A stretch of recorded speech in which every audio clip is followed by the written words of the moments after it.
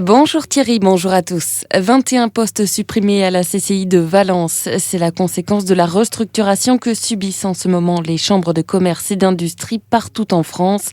Restructuration imposée par la baisse des ressources fiscales décidée par le gouvernement. Dans la Drôme, c'est 37% en moins jusqu'en 2017.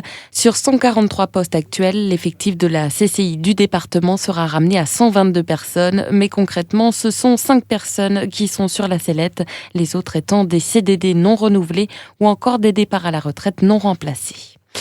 Justice avec un mot du procès du meurtre de Grignan. C'était hier le deuxième jour du procès. C'était au tour des proches d'Ernest Pardo, tué d'un coup de fusil dans une truffière en 2010 par un trufficulteur Laurent Rambaud, de clamer leur peine et leur colère. Pour eux, la thèse d'une tentative de vol de truffe ne tient pas, puisque la victime n'avait ni son chien ni son matériel et qu'il faisait trop noir. Ils réclament justice. Et puis ce matin, on est entré dans le troisième jour de ce procès. Le directeur d'enquête est appelé à la barre, ainsi que le père et le frère de l'accusé.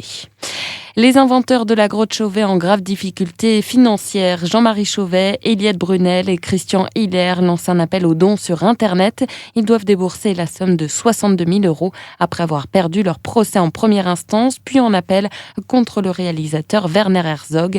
Les précisions avec vous, Laetitia Machu. Le film s'appelle La grotte des rêves perdus et il a été tourné par Werner Herzog dans la cavité originelle ornée de Vallon-Pont d'Arc. À sa sortie en août 2011, Jean-Marie Chauvet, Eliette Brunel et Christian Hiller s'étaient estimés lésés et avaient attaqué les producteurs et les distributeurs de ce film. Le trio avait mis en avant ses droits signés avec l'État, mais lors du procès, les magistrats parisiens ont souligné que c'était les découvreurs eux-mêmes qui avaient refusé de s'associer au film. Ces derniers avaient donc été déboutés en première instance et en appel. Vous l'avez dit, ils doivent maintenant payer 62 000 € au réalisateur, mais ils n'ont pas les fonds. Ils demandent donc au public de les aider via le site internet avaz.org. Vous pouvez également les retrouver sur Facebook, SOS des inventeurs de la grotte Chauvet. Et si vous souhaitez faire un don pour les aider, rendez-vous sur le site internet avas.com intitulé « Aux amis et bienfaiteurs des inventeurs de la grotte Chauvet, une aide financière ». On termine par du tennis et Benoît Paire est toujours en course. Très belle performance des Français en général et de l'Avignonnais en particulier hier sur les terrains de Roland-Garros.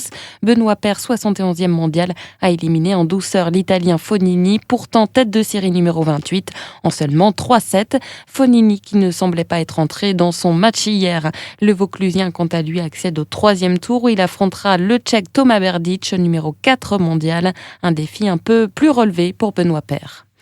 Le retour de Thierry dans un instant, juste après la météo. Bon après-midi sur MTI.